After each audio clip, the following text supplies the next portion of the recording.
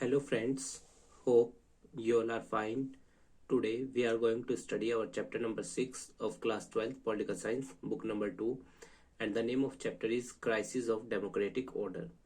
इससे पीछे वाले 5 चैप्टर हम पढ़ चुके हैं। आप वीडियोस में जाकर प्लेलिस्ट में उन वीडियोस को देख सकते हैं।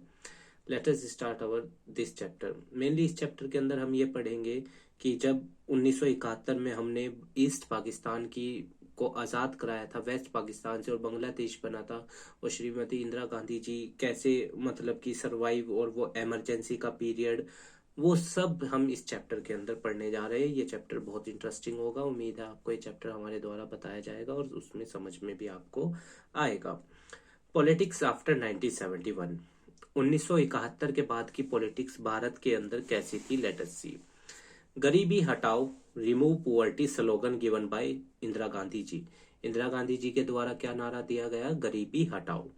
इंदिरा हटाओ slogan by opposition party. Opposition party ने कहा कि भाई इंदिरा को ही हटाओ, ये नारा अपोजिशन पार्टी के द्वारा दिया गया।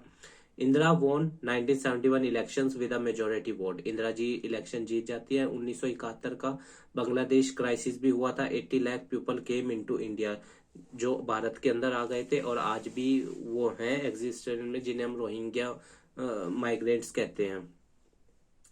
USA government stopped all aid in India. USA government ने हमारी मदद करना बंद कर दिया कि भाई तुम्हारे देश में तो वैसे ही इतनी ज्यादा उथल पुथल है और ऊपर से तुम इंटरनेशनल डेमोक्रेटिक ऑर्डर को भी नहीं मान रहे हो, उधर ईस्ट पाकिस्तान के एक हिस्से को मदद कर रहे हो वेस्ट पाकिस्तान से अलग कराने में। बात तो एक हद में यूएसए की भी ठीक थी, पर अगर हम देखें पाकिस्तान से हम वैसे ही एक तरफ से ही परेशान है इतना ज्यादा, और अगर इस तरफ भी होता जहां पे 11,000 किलोमीटर का बॉर्डर है, जो आज बांग्लादेश है उस टाइम वो ईस्ट पाकिस्तान था उसके साथ, तो इंडिया के लिए दो तरफ चैलेंज हो जाता। इसीलिए हमारे लिए स्ट्रेटेजिक वे में उसको आजाद कराना वेस्ट पाकिस्तान से बहुत ज्यादा जरूरी था। Due to this increase in prices of commodities, इसका परिणाम क्या हुआ, जब यूएसए ने हमारे यहाँ मदद देना बंद कर दिया, चीजों के रेट क्या हुए, बढ़ गए।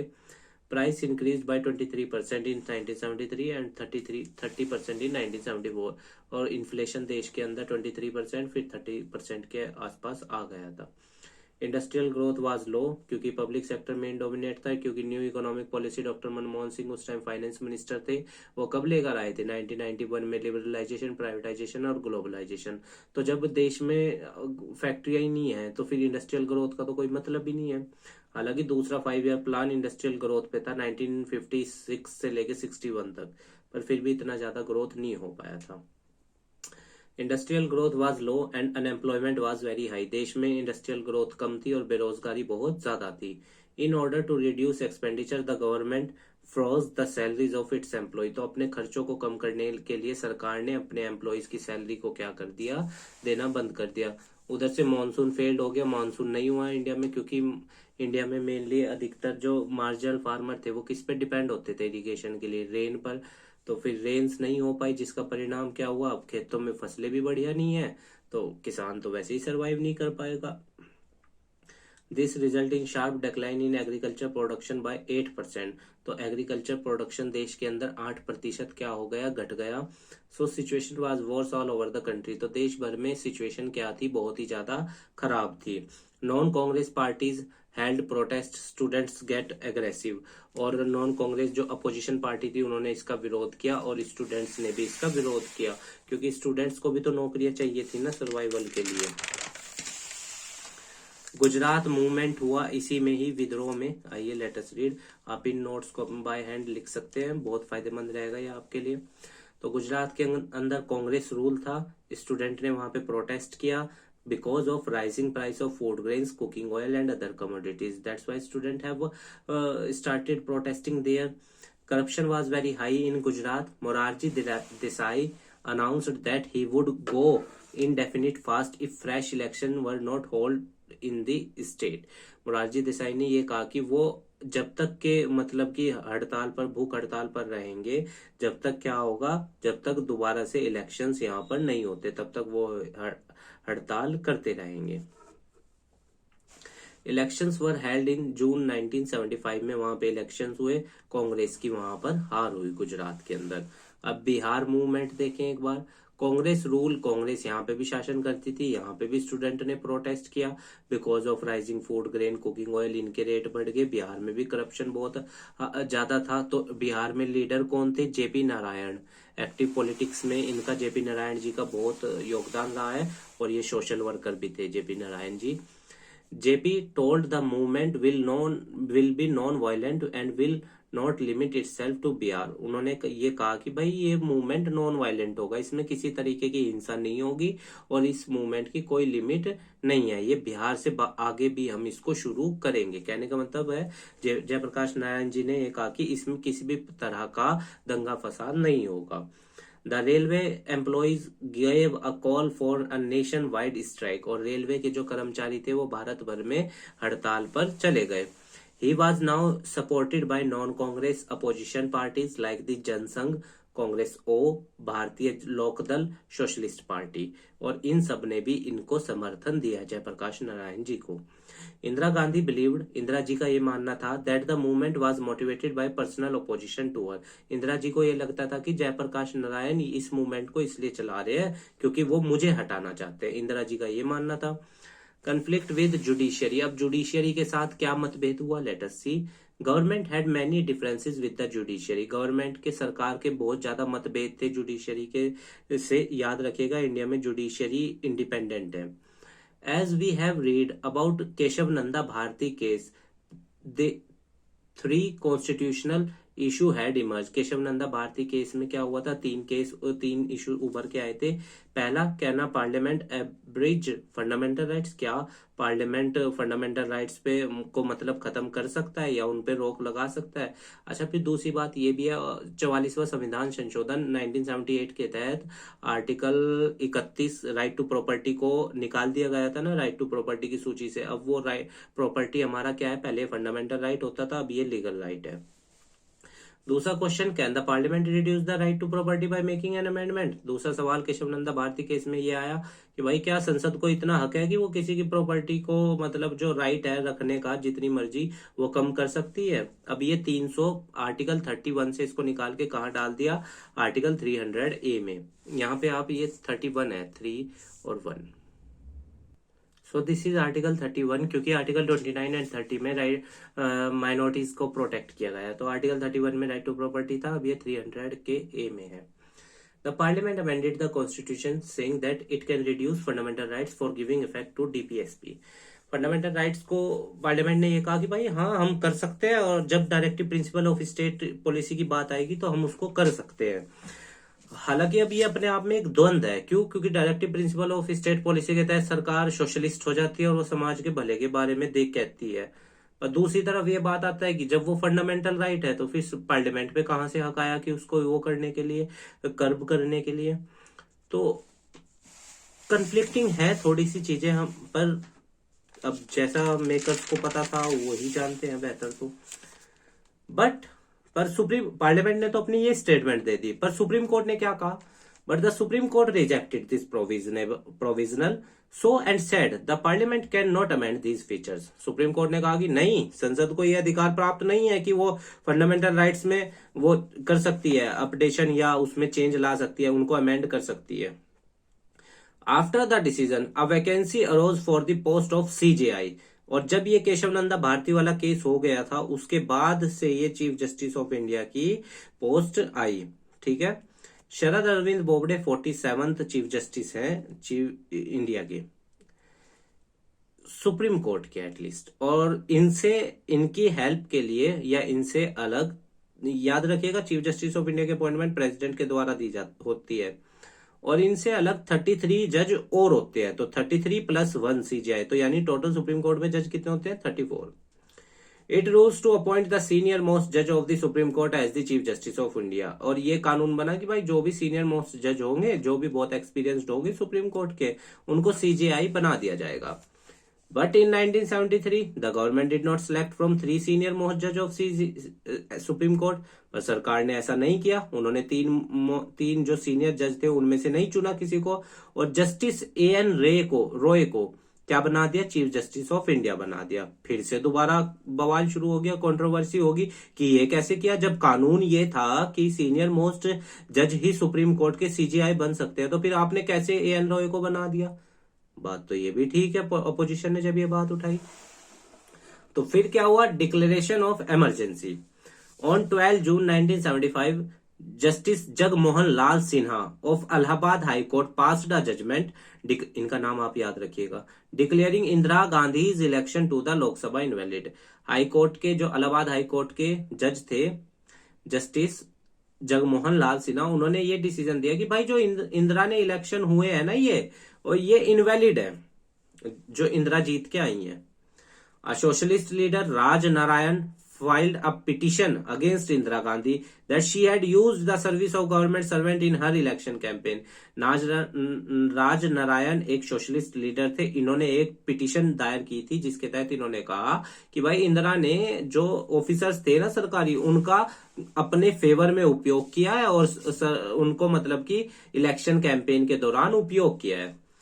इसका मतलब क्या निकलता, it mean that legally she was no more an MP. इसका परिणाम ये, इसका मतलब यह है कि भाई अब वो एक एमपी नहीं है, and therefore could not remain the prime minister. अब वो प्राइम मिनिस्टर भी नहीं रह सकती। पर हमारे यहाँ पे एक प्रोविजन ये भी है कि अगर आप किसी भी सदन का मेंबर नहीं है, चाहे लोकसभा का या राज्यसभा का, फिर भी आपको राष्ट्रपति अपॉइंट कर सकते हैं, प्रधानमंत्री, पर आपको 6 महीने का टाइम दे दिया जाएगा कि आपको या तो लोकसभा या राज्यसभा का मेंबर बनना पड़ेगा। तो ये इसमें प्रोसीजर होता है। On June 24 the supreme court granted her a partial stay on the high courts order. Supreme court ने उनको कह दिया कि ठीक है भाई, जो जगमोहन साहब ने डिसीजन दिया है उस पर हम स्टे लगा देते हैं हाई कोर्ट के पार्शियल। पर उन्होंने ये भी कहा कि हम पूरी तरह स्टे नहीं लगा रहे, ये एक पार्शियल स्टे है। She could remain N MP, वो एमपी तो रह सकती है पर कोई भी लोकसभा की प्रोसीडिंग या मीटिंग में नहीं जा सकती। अब देखो यहाँ पे भी सुप्रीम कोर्ट ने इंडिपेंडेंट होने का प्रूफ दिया कि वो सरकार के दबाव में नहीं है। Crisis and response. Jayaprakash Narayan pressed for Indira Gandhi resignation. और जयप्रकाश नारायण जी ने क्या मांग की कि भाई इंदिरा अपना रेजिग्नेशन दे। जब हाई कोर्ट ऑफ इलाहाबाद ने ये कह दिया है कि उनका इलेक्शन इनवैलिड है, तो फिर वो रेजिग्नेशन क्यों नहीं दे रही है। On 25th June 1975, a massive demonstrate on in Delhi's Ramlila ground, यहाँ पे बहुत बड़ी संख्या में लोग आए, announced a nationwide सत्याग्रह, और देश भर में ये अनाउंस किया कि अब सत्याग्रह होगा उनके रेजिग्नेशन के लिए, and asked the army, the police and the government employees, और इन सबसे जयप्रकाश नारायण जी ने आह्वान किया कि आप सब सरकार की बात ना मानो, to obey illegal and immoral orders, जो सरकार आपको गलत कार्य करने को कह रही है आप उन कार्यों को ना मानो। ये जयप्रकाश नारायण जी ने आह्वान किया। Situation is being to stop the work, और ऐसी सिचुएशन आ गई कि काम रोकना पड़ा। On 25 June 1975 government declared a state emergency, सरकार ने इमरजेंसी इशू कर दी due to internal disturbance by the article 352 के तहत यहाँ स्टेट इमरजेंसी मतलब कि पूरे देश में इमरजेंसी लागू हो गई। देखिए भारत के संविधान के अंदर 3 तरह की इमरजेंसी हैं, आर्टिकल 352, 356 एंड 360। 352 में नेशनल इमरजेंसी, 356 में प्रेसिडेंट रूल और 360 में financial emergency. National emergency India में 3 टाइम्स लगी है और प्रेसिडेंट रूल तो 120 टाइम्स से ज्यादा लग चुका है, और हमारा फाइनेंशियल इमरजेंसी अब तक एक भी बार नहीं लगी भारत में।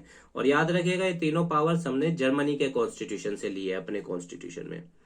Government has the power to declare emergency, सरकार के पास पावर थी इमरजेंसी डिक्लेयर करने की। Once the emergency is proclaimed, और जब एक बार इमरजेंसी लग जाती है तो सारी पावर स्टेट्स की सब कुछ कौन हो जाती है, यूनियन गवर्नमेंट के हाथ में। The government also reduce all or any of the fundamental right during the emergency, वो लगभग सब फंडामेंटल राइट्स को क्या कर सकती थी, कंट्रोल कर सकती थी।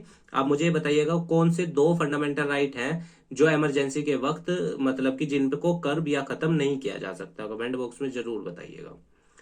On the night of 25th June 1975, the president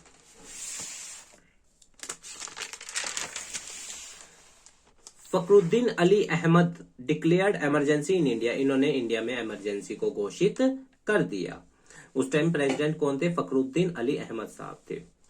the electricity to all the major newspaper offices was disconnected, और सारी बिजली न्यूज़पेपर्स की ऑफिसेज की सब काट दी गई। In the early morning a large number of leader and worker of the opposition parties, इन सबको ये तो करना ही था, वरना तो फिर विरोध करते। अरेस्ट कर लिया गया अपोजिशन पार्टी के लीडर्स को। The cabinet was informed about it at a special meeting at 6 AM on 26 जून को। सुबह 6 बजे स्पेशल मीटिंग हुई कैबिनेट की और उसमें इसके बारे में बताया गया। अब कॉन्सिक्वेंसेस क्या हुए इमरजेंसी के? स्ट्राइक वर बैंड, कि आप देश के अंदर हड़ताल नहीं कर सकते जब तक इमरजेंसी है। मैनी अपोजिशन लीडर जेल में डाल दिया गया। गवर्नमेंट ने फ्रीडम ऑफ प्रेस, जो आर्टिकल 19 के अंदर आता है, आर्टिकल 19 में, हाँ, ए पार्ट में, उसको क्या कर दिया इन्होंने? सस्पेंड कर दिया। न्यूज़पेपर वर आस्क्ड, और अगर पूछे ना देश की चौथी सत्ता कौन होती है तो मीडिया ही होती है, याद रखिएगा। Newspaper were asked to get prior approval for all material to be published, और न्यूज़पेपर के ऊपर सेंसरशिप लगा दी कि अगर आप कुछ भी छापोगे तो आपको पहले सरकार की परमिशन लेनी पड़ेगी। द गवर्नमेंट बैन्ड, गवर्नमेंट ने किसको बैन किया? राष्ट्रीय स्वयं सेवक संघ RSS एंड जमायते इस्लामी, इन दोनों संगठनों को क्या कर दिया? बैन कर दिया। The various fundamental rights of citizen stood suspended, और सारे फंडामेंटल राइट्स, सारे नहीं मतलब बहुत से फंडामेंटल राइट्स सिटीजन के सस्पेंड कर दिए गए, including the right of citizen to move court for their fundamental right, या कॉन्स्टिट्यूशन रेमेडीज को भी बैन कर दिया। बताओ, आर्टिकल 32 को। Habeas corpus petition can not be challenge, ये भी, इसको भी चैलेंज किया जा सकता था। जो अरेस्ट कर लिया जाता है 24 घंटे के अंदर वो मजिस्ट्रेट के सामने पेश करना होता है, तो अगर सरकार नहीं भी करती है, अरेस्ट कर लिया, तो उसमें आप पिटीशन या चैलेंज नहीं कर सकते थे। High court gave a green signal to use habeas corpus but in 1976 supreme court denied it. High court ने तो परमिशन दे दी थी कि भाई करो, चलो उठा लो इन्हें और बाद में पेश कर देना जेल में, पर सुप्रीम कोर्ट ने इसको डिनाई किया। It means that during the emergency government could take away the right to life and personal liberty. इसका परिणाम क्या, इसका मतलब क्या होता कि अगर ये लागू हो जाता तो कि ड्यूरिंग, अगर इमरजेंसी देश के अंदर लगी है तो सरकार लोगों के fundamental right to life and personal liberty, ये भारतीय संविधान के आर्टिकल 21 में बताया गया है, right to life and personal liberty, इसको भी क्या कर सकती थी? सरकार ले सकती थी। It was most controversial judgment of supreme court, और इस पे बहुत बवाल मचा, ये बहुत कॉन्ट्रोवर्शियल रहा सुप्रीम कोर्ट का judgment. Newspaper like the Indian Express and the statement protest against censorship. Indian Express के जो अखबार था या उसके जो कर्मचारी थे, उन्होंने इसके खिलाफ, सरकार की सेंसरशिप जो लगी थी उसके खिलाफ क्या किया? विरोध किया कि भाई आप ये गलत कर रहे हो और मीडिया के ऊपर नहीं लगाना है आपको। Magazine like the Seminar and the Mainstream chase to close down, और मैगजीन्स और जो सेमिनार थे उन सबको क्या कहा गया? आप सब ये बंद करो, और उनको बंद कर दिया गया। Hindi writers Phanishwar Nath Renu awarded the Padma Shri, इनको जो पद्मश्री मिला था इन्होंने वापस कर दिया वो, और इन्होंने कहा कि मैं ये इसलिए वापस कर रहा हूं क्योंकि मैं डेमोक्रेसी को सपोर्ट या उसको बचाने के लिए आपका ये जो मेडल आपने मुझे प्रदान किया था ये मैं वापस कर रहा हूं। Controversies regarding emergencies. Emergency is one of the most controversial episode in Indian politics. Emergency एक बहुत ही बड़ा मतलब controversial episode था इंडियन पॉलिटिक्स के अंदर जो इंदिरा जी ने लगाई थी। During emergency democracy got a lot of loss, और नुकसान बहुत ज्यादा हुआ लोकतंत्र को। There were many excesses committed during the emergency, और बहुत ही ज्यादा मतलब कि सब जो सिस्टम था ना देश का वो पूर्ण रूप से बिगड़ गया था। The government argued that in a democracy, the opposition parties must allow the elected ruling party to govern according to its policies.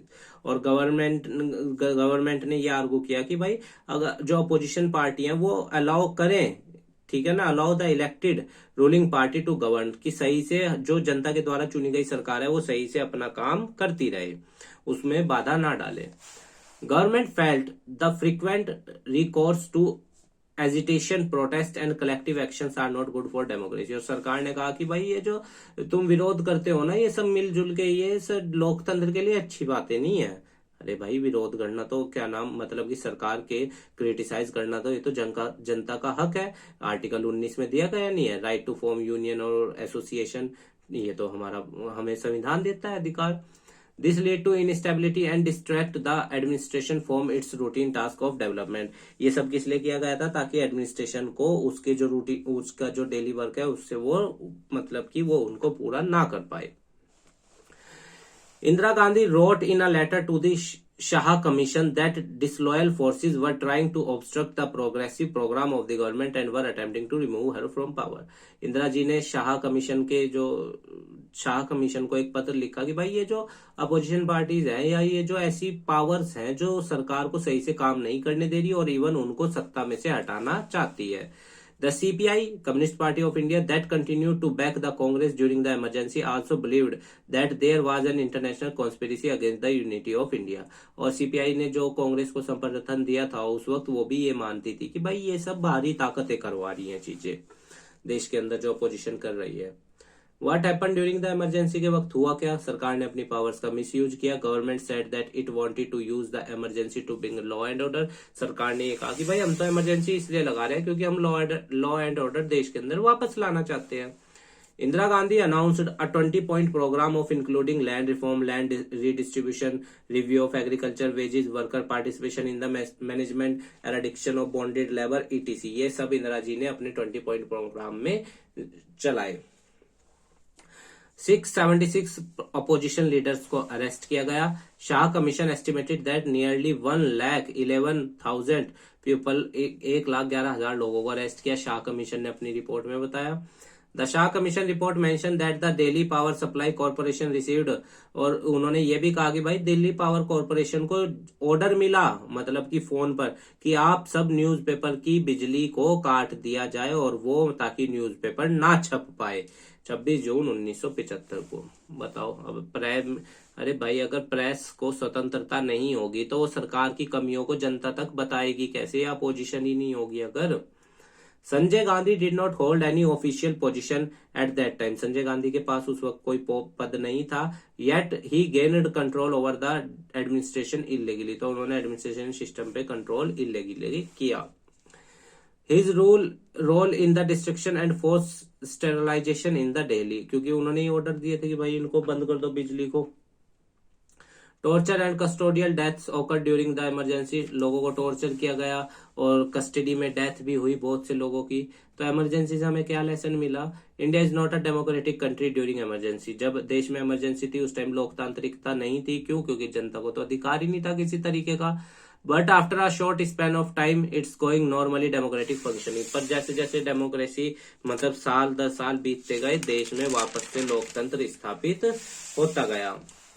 Thus, one lesson of emergency is that it is extremely difficult to do away with democracy in India. तो उन्होंने ये कहा कि भाई जो emergency से हमने सीखा है कि आप लोकतंत्र के अंदर रहकर कुछ भी लोकतंत्र से बाहर नहीं कर सकते। Emergency provision in the constitution that have been corrected, और जो कॉन्स्टिट्यूशन में इमरजेंसी के प्रोविजन थे उनमें चेंजेस लाया गया।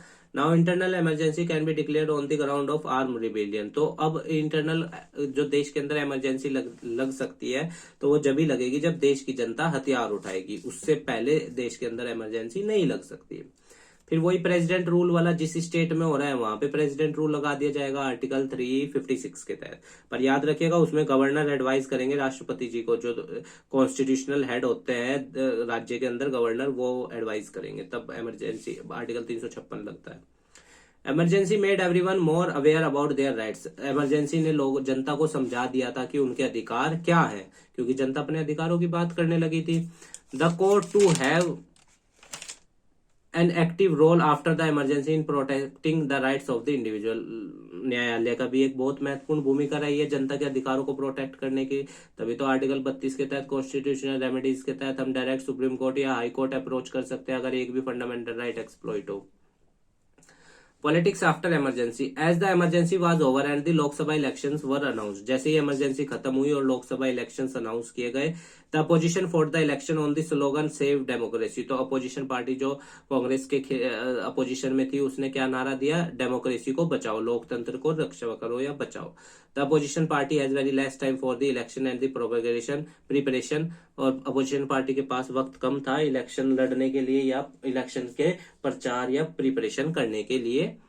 It was clear that the people were against the government. They did not it after the election. और ये साफ तौर पर दिख रहा था कि जनता के अंदर गुस्सा है और जनता कांग्रेस को वोट नहीं देगी। तो फिर से इलेक्शन हुए 1977 में लोकसभा के। The major opposition parties had already been coming closer in the pre-emergency period and formed a new party called Janata party. और जो मेजर बड़ी बड़ी पार्टियां थी वो सब एक साथ आई और उन्होंने, क्योंकि इमरजेंसी के वक्त ही वो नजदीक आ रही थी, तो क्या पार्टी बनाई? Janata party. The new party expect the leadership of Jayaprakash Narayan ji को लीडरशिप दी गई। Some leaders of the Congress who were oppose to the emergency, जो कांग्रेस के कुछ लीडर जो इमरजेंसी नहीं चाहते थे देश में, वो भी इस पार्टी को ज्वाइन कर रहे थे। Some other Congress leader also come out and formed a separate party under the leadership of Jagjivan Ram and party named as Congress for Democracy। और कुछ नेताओं ने जगजीवन राम जी की लीडरशिप में एक अलग कांग्रेस पार्टी बना ली, लेटर मर्ज्ड विद। और बाद में फिर जगजीवन राम जी की पार्टी जो कांग्रेस फॉर डेमोक्रेसी बनी थी वो किस में जुड़ गई? जनता पार्टी में। Its campaign was focused on the non-democratic characters of the rule in the background of the arrest of thousands of persons and the censorship of the press। और ये पार्टी किसके लिए आवाज उठा रही थी? कि जो सरकार के द्वारा गलत डिसीजन लिए गए हैं, लोगों को अरेस्ट करना या प्रेस पे सेंसरशिप लगाना। जनता party also insured that non Congress votes would not be divided. और जनता पार्टी को ये भी पक्का करना था कि वो पक्के थे कि इस बात को लेके कि उनके जो नॉन कांग्रेस वोट है वो बटेंगे नहीं। जिसका रिजल्ट क्या हुआ? फर्स्ट टाइम आजादी के बाद the Congress party defeated. Lok Sabha election में कांग्रेस पार्टी हारी और उसके पास सिर्फ कितनी सीटें आई? 154। और उसको वोट कितने मिले? सिर्फ 35%। तो देखिए, जो परवान चढ़ता है वो सत्ता से उतर भी सकता है। जनता मेन होती है लोकतंत्र के अंदर। The Janata Party did its alliance won 330 seats मिली आउट ऑफ 542 सीट्स में से 330 सीट्स किसको मिली? जनता पार्टी को। जनता पार्टी इटसेल्फ, जनता पार्टी को खुद 295 सीट्स मिली। In north India Congress had to face a lot of loss. North India में कांग्रेस को बहुत नुकसान हुआ, किसी ने वोट ही नहीं दिए। The Congress lost in every constituency. हर कॉन्स्टिट्यूएंसी, हर संसदीय क्षेत्र में कहां कहां हारे? बिहार, उत्तर प्रदेश। उत्तर प्रदेश में आप मुझे बताइएगा कितनी संसदीय क्षेत्र सीट्स है कमेंट बॉक्स में। Bihar, Uttar Pradesh, Delhi, Haryana and Punjab and could win only 1 seat each in Rajasthan and Madhya Pradesh में बस उन्हें एक सीट मिली। Indira Gandhi was defeated from Raebareli से वो हार गई, as was her son Sanjay Gandhi Amethi से हार गई। Janata government after the 3 election there was stiff competition among 3 leaders. अब इलेक्शन तो जीत गई, जनता पार्टी जीत गई, पर 3 लीडरों के नाम सामने आ रहे थे जो प्रधानमंत्री पद के लिए खड़े हुए, मतलब कि जिनको बनना था। मोरारजी देसाई, चरण सिंह एंड जगजीवन राम। तो इवेंचुअली मोरारजी देसाई प्रधानमंत्री बन जाते हैं। The Janata Party lacked direction, leadership and a common programme could not bring about fundamental change in the policies. पर उनके फंडामेंटल पॉलिसीज के द्वारा कोई भी खास या बड़े लेवल का डेवलपमेंट नहीं हो पा रहा था। फिर जनता पार्टी टूट जाती है, मोरारजी देसाई अपन मेजोरिटी हार जाते, मेजोरिटी नहीं रहती उनके पास और उनकी सरकार 18 महीने चलने के बाद गिर जाती है। Another government headed by Charan Singh ji was formed by the support of Congress party ने उनको समर्थन दिया और सरकार बन गई। But the Congress party decided to withdraw. पर कांग्रेस ने 4 मंथ बाद ही क्या कर, और यही वो फेज था जब देश में सरकारें बन रही और गिर रही थी। इसलिए 52वां संविधान संशोधन 1985 पास हुआ, दल बदल कानून 10वीं अनुसूची, ताकि उसमें पूरा बताया गया है कि कौन कैंडिडेट कब किस पार्टी को ज्वाइन कर सकता है। इसी कारण से वो पास हुआ था। फ्रेश लोकसभा इलेक्शन हुए जनवरी 1980 में दोबारा से। देखिए, मोरारजी देसाई की सरकार बनी, जनता पार्टी बनी, मोरारजी देसाई बने, फिर वो सरकार 18 महीने चली। उसके बाद कौन आए? चौधरी चरण सिंह जी आए। फिर चरण सिंह जी की सरकार कितने साल चली? वो कितने महीने चली? 4 मंथ चली। फ्रेश लोकसभा इलेक्शंस हुए 1980 में दोबारा से। Congress party led by Indira Gandhi won 353 seats which is great victory and come back to power. और कांग्रेस को इंदिरा जी को 353 सीटें मिली और वो जीत गई और फिर से लोकसभा में कौन आ गई? कांग्रेस। अब जयप्रकाश नारायण जी और उनका टोटल रिवॉल्यूशन 3 की थी फाइट अगेंस्ट। किस लिए जयप्रकाश नारायण जी ने टोटल रिवॉल्यूशन शुरू किया था? ये 1 वर्ड का आंसर भी है और 3 मार्क्स का भी। Corruption, principle of communitarian socialism और total revolution. First leader of independent India, corruption plus Gujarat plus इन तीनों में इन्होंने किसके लिए आवाज उठाई, इस सब चीज को खत्म करने के लिए जयप्रकाश नारायण जी ने। ऑफिस ऑफ लोकपाल, इन्होंने लोकपाल के ऑफिस की मांग करी करप्शन के खिलाफ, कम्युनिटेरियन सोशलिज्म के खिलाफ। कम्युनिटेरियन सोशलिज्म क्या होता है, मेनली जब एक पार्टी अपनी कम्युनिटी के लोगों का विकास करे और पे ध्यान दान दे। कम्युनिटी प्लस रीजन प्लस राष्ट्र, इन्होंने क्या कहा कि भाई कम्युनिटी प्लस रीजन प्लस राष्ट्र, इन सबको जोड़ के ये एक अच्छा फेडरेशन, सच्चा फेडरेशन बनता है। जयप्रकाश नारायण जी ने ये कहा। Total revolution moral, cultural, economic, political, cultural and ecological चीजों पर बेस्ड था। ट्रांसफॉर्मेशन, रिकॉल इंपोर्टेंट ऑफ मोहल्ला प्लस विलेज प्लस समिति, इन सबको दोबारा से बनाने की मांग की गई। ऊपर के लोग, ये जो ऊपर के लोग वाला कंसेप्ट था, इसको क्या किया, खत्म किया। To join political struggle, clean politics, और जो बड़े लोग कहा जाता है या ऊपर के लोग कहा जाता है, उस वाले कंसेप्ट को जयप्रकाश नारायण जी खत्म करना चाहते थे। फिर जो दूसरे हमारे आइडियोलॉजिकल थे वो राम मनोहर लोहिया जी थे, जिनका समाजवाद हमने पढ़ना है। इन्होंने कैपिटलिज्म को बेकार बताया और सोशलिज्म को अच्छा। Two objective and democratic socialism, इन्होंने दो ऑब्जेक्टिव बताए। इकोनॉमिक ऑब्जेक्टिव भी भाई सबको फूड मिले, खाना मिले, और नॉन इकोनॉमिक क्या बताया इन्होंने, डेमोक्रेसी, सबको न्याय मिले और लोकतंत्र स्थापित रहे। ये चौर भुजा राजनीति 4 पिलर्स के वो थे, सेंटर, रीजन, डिस्ट्रिक्ट, विलेज, इन चारों को एक साथ जोड़ दिया जाए, आप ये याद रखिएगा, CRDU, सेंटर, रीजन, डिस्ट्रिक्ट और विलेज, ये सबको चारों को जोड़ना चाहते थे ताकि विकास गांव के लेवल तक पहुंचे। अफर्मेटिव एक्शन की पॉलिसी थी, पुअर्स प्लस वुमेन, इन सबको ये क्या करना चाहते थे, इंक्लूड करना चाहते थे, और नॉन रिलीजियस माइनॉरिटीज को भी। सोशलिज्म मर्ज ऑल पॉलिटिकल पार्टीज, और ये कहते थे कि भाई सारी राजनीतिक पार्टियां, जब सबका मुद्दा एक ही है, भला करना जनता का, तो फिर वो सब एक साथ क्यों नहीं आ जाती। बात तो ठीक थी राम मनोहर लोहिया जी की। अब हमने पढ़ना है दीनदयाल उपाध्याय जी के बारे में, इंटीग्रल पार्ट्स। तो इंटीग्रल ह्यूमनिज्म की इन्होंने बात की कि भाई सबको साथ लेके चलो। फिलोसफर भी थे, plus economist plus socialist plus politician थे। कौन, दीनदयाल उपाध्याय जी। याद रखिएगा, मुगल सराय जंक्शन एक स्टेशन था उत्तर प्रदेश में, उसका नाम बदलकर अब दीनदयाल उपाध्याय जंक्शन ही रखा गया है। ये कंपटीशन का क्वेश्चन भी है। Indigenous socio economic model, indigenous socio economic model की इन्होंने बात करी कि सबको इंक्लूड करो, किसी को भी एक्सक्लूड ना करो। डिग्निफाइड ह्यूमन लाइफ, और इन्होंने कहा कि भाई हर इंसान समाज में एक अच्छी जिंदगी और एक मतलब की स्टेटस वाली लाइफ जी सके, और बैलेंस नीड, सबकी जरूरतें पूरी हो, सस्टेनेबल कंजप्शन हो। ये नहीं कि एक आदमी के पास तो बहुत ज्यादा रिसोर्सेज है, दूसरे के पास बिल्कुल ही नहीं है, उसके भी इन्होंने क्या कहा कि भाई सस्टेनेबल कंजप्शन हो। इंटीग्रल ह्यूमनिज्म की बात करी, पॉलिटिकल में सब बराबर हो, इकोनॉमिक कंसेप्ट में सब बराबर हो, सोसाइटी में सब बराबर हो, लोकतंत्र में, और सबको इक्वल आजादी मिलनी चाहिए। Primacy of whole not part, let us see. Supremacy of dharma, इन्होंने धर्म को मतलब सर्वोच्च रखने की बात कही। ऑटोनॉमी ऑफ सोसाइटी, और जो समाज चाहता है वो समाज के अंदर हो। सोशलिज्म प्लस कैपिटलिज्म, कैपिटलिज्म को इन्होंने मना किया, मतलब कि कहा कि कैपिटलिज्म देश के लिए बुरा है, बिकॉज दीज आर मेटेरियलिस्टिक, क्योंकि ये क्या है, मेटेरियलिस्टिक है।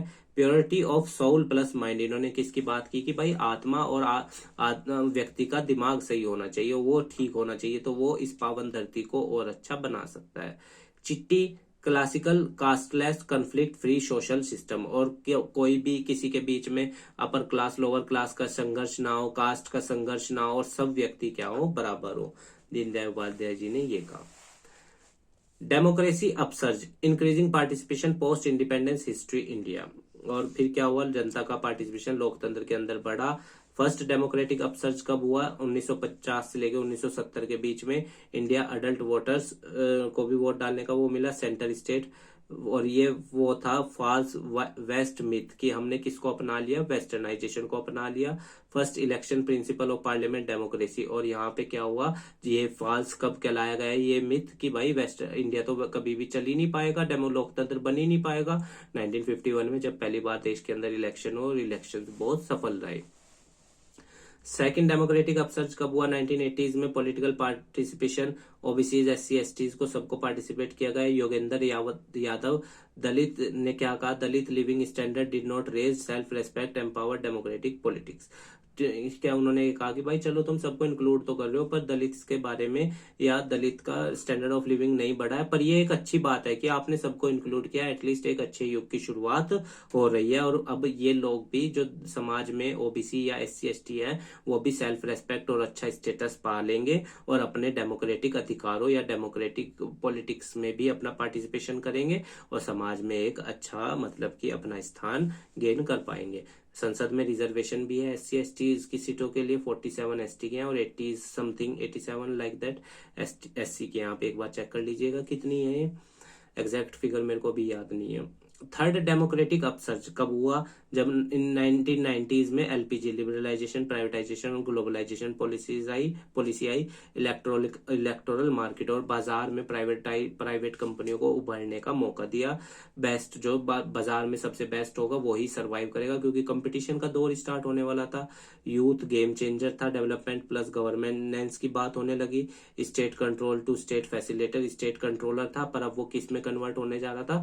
फैसिलिटेटर में। गवर्नमेंट किस में कन्वर्ट हो रही थी? गवर्नेंस में। और स्टेट किस में कन्वर्ट हो रहा था? बाजार में। तो उम्मीद है गाइज आपको ये चैप्टर समझ में आया होगा। हमारे काम को सपोर्ट करने के लिए वीडियो को लाइक कीजिएगा, अपने दोस्तों के साथ शेयर कीजिएगा और हमारे चैनल को भी सब्सक्राइब कर दीजिएगा। और अगर आपकी कोई क्वेरी है या कोई पॉइंट और अच्छे से समझना चाहते हैं तो आप हमें कमेंट बॉक्स में बता दीजिएगा, हम उसको दोबारा से आपको एक्सप्लेन कर देंगे। ठीक है गाइज, स्वस्थ रहिए और अच्छे से पढ़िए और मन लगाकर अपना नाम और अपने नई नई चीजों को सीखिए। और अगर कोई पॉइंट इसमें हमारे द्वारा गलत या कोई सन या घटना गलत बता दी गई है तो उसके लिए हम आपसे क्षमा मांगते हैं और आपसे ये भी रिक्वेस्ट करते हैं कि आप हमें कमेंट बॉक्स में बताइएगा ताकि हम उसको करेक्ट कर सकें। तो ठीक है गाइस, धन्यवाद, स्वस्थ रहिए और मन लगाकर पढ़ाई कीजिए।